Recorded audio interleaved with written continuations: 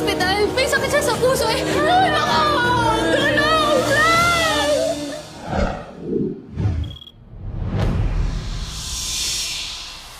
Ikaw na munang bahala kay Rina. Sige, anak, oo. Hoy! Alam mukha mo talaga ha? Sisiguraduhin ko lang naman na okay siya. Kapal talaga ng mukha mo! Ako ang may singsing. Ako ang tunay na asawa. Kaya ako ang sasama!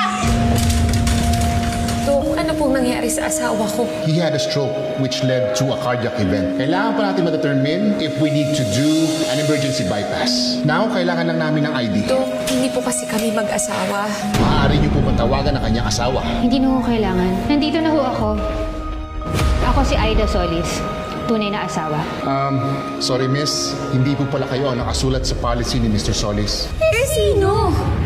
Si Mrs. K po ang nakasulat sa insurance ni Mr. Solis. Nasaan ba ang baby Frank ko, Doc? Owen, please, Doc. Do everything you can to save my husband. Pa, kapit ako. Tapos ngayon may bago siyang asawa. Sino ka naman? Ang yaya ni Frank? Tatlo kami at matanda. Ikaw naman, Iha? Sino ka? Oh, let me guess.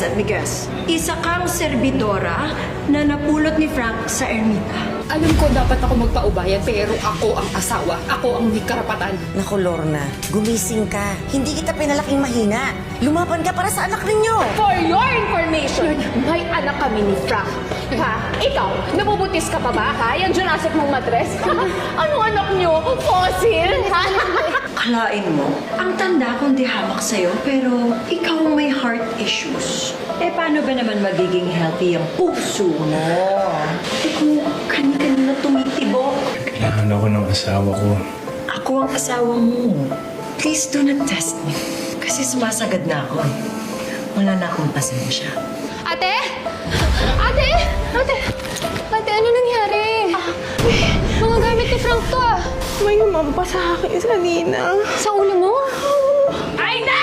Labas! Anak, tigilan mo yan! Bumas ka! Lalabas talaga ako! Sinulong mo yung magpapapulis kita! Hindi ka na nakontento, ha? Nakasuhan ako? Ngayon gusto mo ba akong bulabugin? Pareho lang man tayo naloko, ha?